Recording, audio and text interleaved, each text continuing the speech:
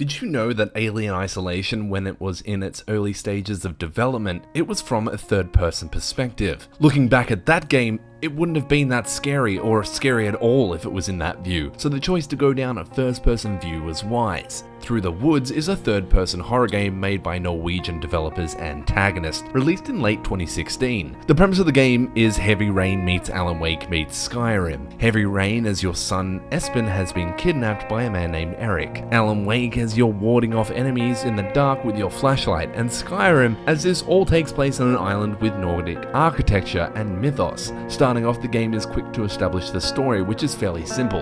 A mother and son go to a cabin by a lake for a weekend. Whilst the mother is having a good old nap, some creepy dude comes along and takes Espen for a little joyride to an island that is just across from the cabin. And that's when the game jumps into the end of an Uncharted game, when the protagonist discovers what seems like a lost Viking Nordic island covered in ancient artifacts and mythical creatures. Just like Nate discovering some lost city at the end of each game. I was a bit perplexed by this, but told myself by going through the fog through the water transported me to another world of some sort. Anyway, the game is simple enough to say that it's a walking simulator with some survival elements in there, in the form of fending off enemies that aren't really different from each other, and I'll delve into that later. My first thoughts for a game that's an indie Unity title is that this game looks fresh. I read some reviews before buying the game and people were complaining about the graphics. This ain't some fucking AAA title, chill the fuck out. The amount of detail that has been put into this game in terms of overall aesthetic is really well done. Even though ultimately the assets are being reused over and over again, it wasn't fatiguing and I was immersed by the world that I was in. It was a well thought out environment with plenty of nooks and crannies, and surprisingly several paths for the player to take in this linear experience, which really does encourage exploration for the player.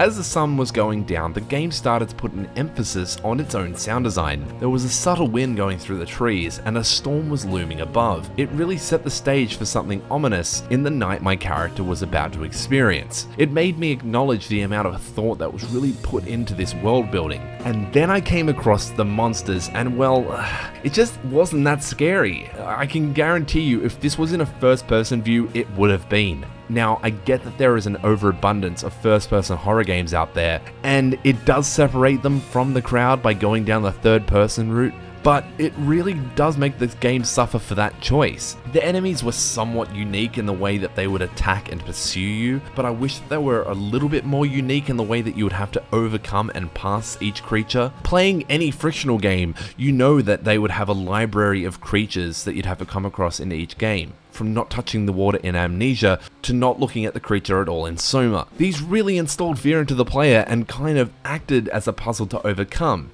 All of these were in first person.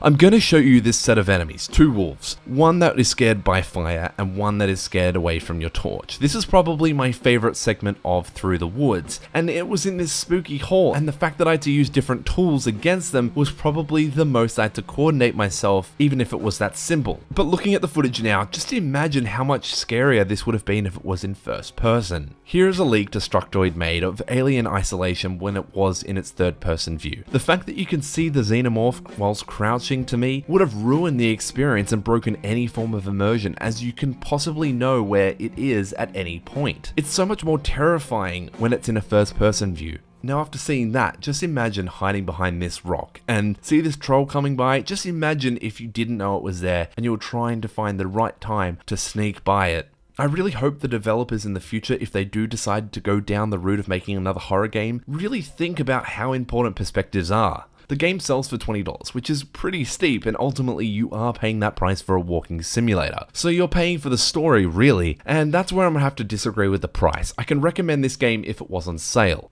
Towards the later half of the game, it takes a really weird turn and for the worse, and some of the events that took place literally had me staring at my computer screen and just saying, why? They had this segment with this witch who was playing these kind of memories back to you of your character's past, and it just felt so unnecessary to the overall story. I've seen this before and it was quite predictable and unoriginal.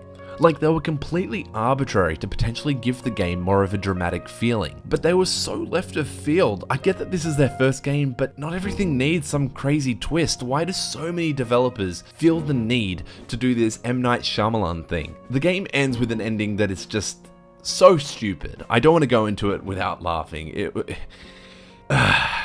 But look, overall, I did enjoy my experience with Through the Woods. I liked the world, I liked the atmosphere, the world building through the journals. It was all very creepy. The monsters were nice, but evoked no sense of dread at all. I liked my experience with the game until the last 15 minutes or so, and for that, I'm gonna recommend you get this game if it were on sale. You'll see YouTubers posting their over-exaggerated Let's Plays, but don't let that fool you. This isn't that scary. It's a decent walking sim up until the end. If you like what you've seen here and you want to see more, hit the like and sub button. This is Shawnee Maurice from Hi-Hu.